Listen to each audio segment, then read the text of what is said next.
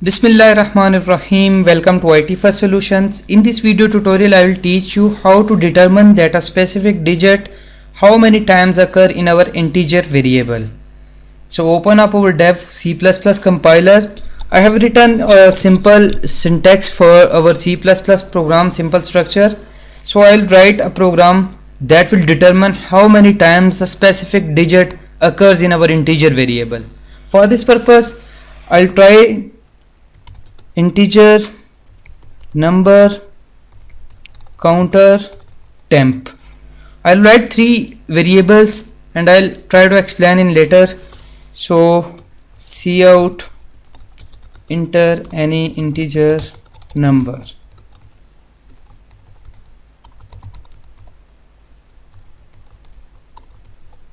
Scene number. I'll get this number from user, and now I have to determine how many times. For this, suppose I have 2 or 3 or 4 digits in our integer number variable, so I have to iterate or visit each of them one by one. So for this I have to use loop. I'll write while loop while number greater than 0.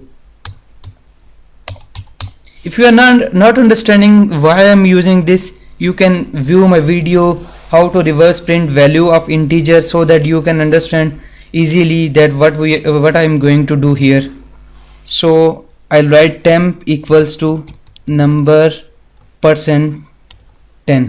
It will return the last digit of the number variable to the temp, and then I will compare temp equals 7. Suppose I have to check how many times 7 occur in our integer variable. If temp equals 7, counter plus, and then I'll write new value for number without the last digit, number divided by 10.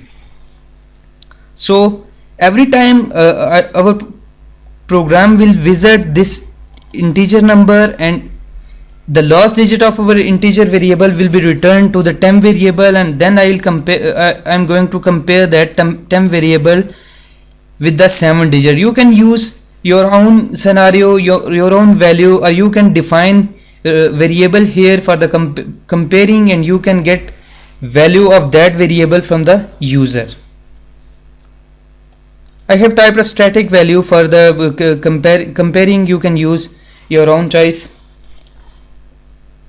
The last digit value will be returned to the temp variable, and I'll compare with that, and if the temp last digit that will be returned to the temp variable, if that is equal to the 7, then counter will be plus, and finally number will be assigned a new value. After the whole loop completes its visit and control goes to next, I'll print 7 occurs, counter times in a integer.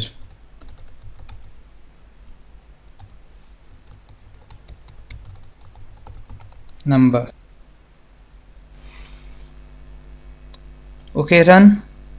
I'll write 157.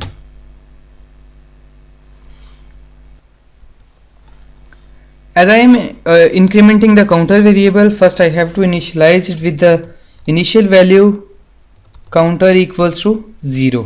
That's it. Compile the program, run. I'll type 147, and you can see that it is saying that 7 occurs 1 times in an integer, like 1. As the number has no value, so we don't need to use here.